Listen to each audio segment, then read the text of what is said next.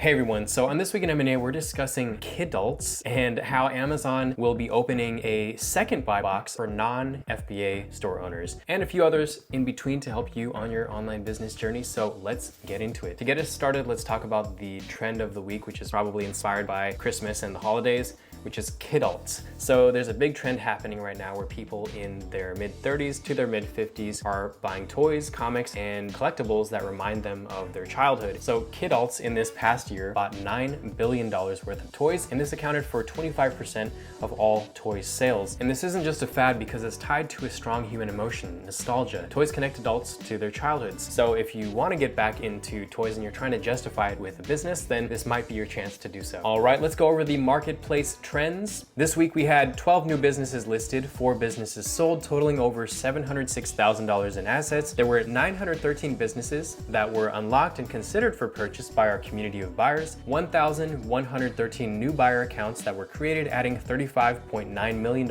in buyer liquidity, and 147 sellers submitted their business to potentially have it listed on the Empire Flippers marketplace. Next, let's talk about Google's new in-video search feature. So on Monday, the 19th of December, Google announced its pilot launch to its in-video search feature to India, and it allows users to search for specific words or phrases that were spoken in a video. So this may come to the US, and if it does, then we can imagine a lot of different SEO techniques that can arise from something like this. For example, maybe you could look back at sections of a video that had the highest view time or were the most engaging, and you can see what was said during that time in order to inform the type of written content that you put out on a blog post. So that's just one way we can see this adding some creativity in the SEO space. Next, let's talk about our recent guest on the Opportunity podcast, Patrick Campbell, and how he built and sold ProfitWell for $200 million. So Patrick Campbell used to work at Google, and so he saw firsthand how product pricing had an impact on revenue. And from that experience, he got his $200 million idea, where he leveraged his experience to build out the most accurate financial analytics software on the market. Now, because of this, dozens of other competitors came into this space, but he did something that really differentiated him from the competition and led to the massive exit that he had, which was he made his product free and functionally of higher quality than his competition. But then for marketing, instead of creating just a copy and paste funnel, he actually built out a media company with 8 separate podcast shows on his site called Recur. So after building an industry-leading product, Paddle, which is the company that's also known for owning products like Clean My Mac, they acquired ProfitWell for $200 million.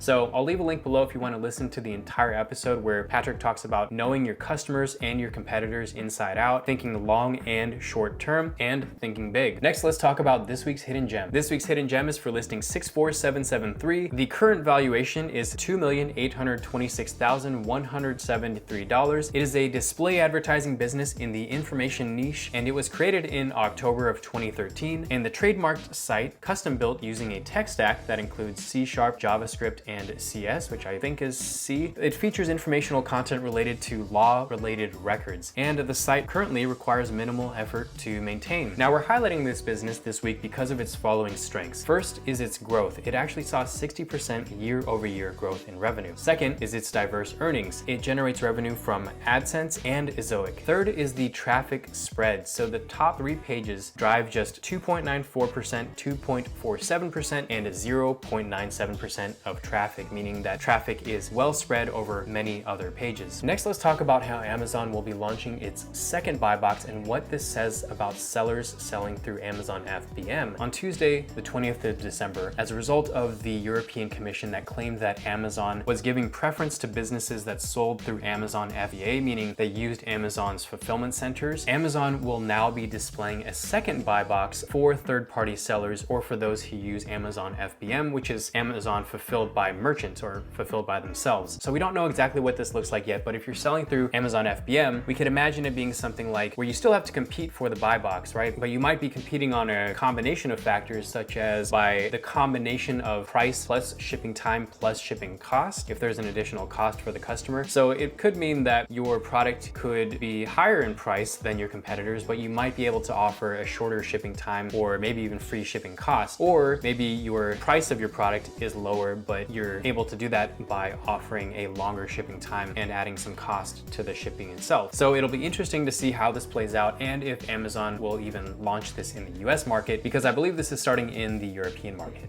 Next, let's talk about how our lending partner secured another $4 million in funding to help you fund your next acquisition. So our lending partner, Bupos, who offers revenue-based, non-dilutive funding for acquiring online businesses, they just secured $4 million in funding. So congratulations to their team and their company for making a real impact in the online M&A space, where it is notoriously difficult to get funding for acquiring online businesses. And if you're curious about if a business on the Empire Flippers platform is approved for lending through Bupos, we actually have a badge on every listing that is approved for lending. Next, we are hiring, and it's for a business advisor in our sales department. So we're looking for a skilled, career-driven sales professional with 2 to 4 years of experience, ideally, who can speak to our sophisticated customer base. And this is a great opportunity to connect with entrepreneurs running hundreds of sites, as well as entrepreneurs running gigantic global e-commerce brands with name recognition. Our company is built on a culture of work, travel, and living a life on your own terms. And being a location-independent full-time position is one of this job's many benefits. So if you're a sales professional and this sounds like a good position for you, or if you know somebody else who might be a good fit, I'll leave a link below where you can learn more about this position. All right, well, if you found this helpful and you'd like to actually receive this newsletter a week earlier than when this video comes out, then I highly recommend you subscribe to our actual newsletter, where you'll get not only the newsletter a week earlier, but you'll get a lot more information than what I've provided in this video.